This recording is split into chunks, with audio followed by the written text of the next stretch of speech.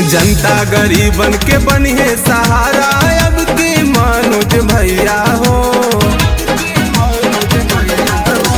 जनता गरीबन के बनिए सहारा मनोज वर्मा भैया हो। हाथ जोड़ के करी ले विनती, हाथ जोड़ के करी ले विनती, जिता दो एमएलसी चुनौआ हो। हाथ जोड़ के करी ले विनती, जिता दो एमएलसी चुनौआ हो।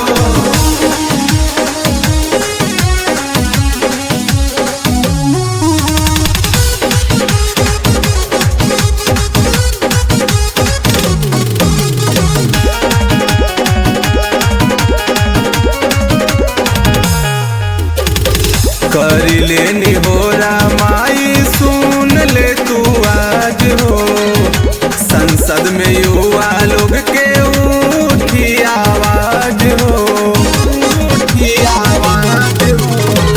करी लेनी हो रामाई सुन ले तू आज हो। संसद में युवा लोग के उठी आवाज हो। रोजगार पाई जीवन बनाई नैया हो। हाथ जोड़ के करी ले विनती, हाथ जोड़ के करी ले विनती, जिता दो एमएलसी चुनौआ हो। हाथ जोड़ के करी ले विनती, जिता दो एमएलसी चुनौआ हो।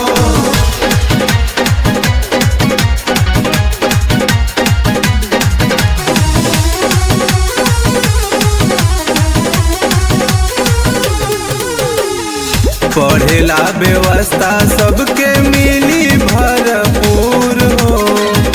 मनोज वर्मा भैया रही है नहीं दूर हो। पढ़ेला व्यवस्था सबके मिली भरपूर हो।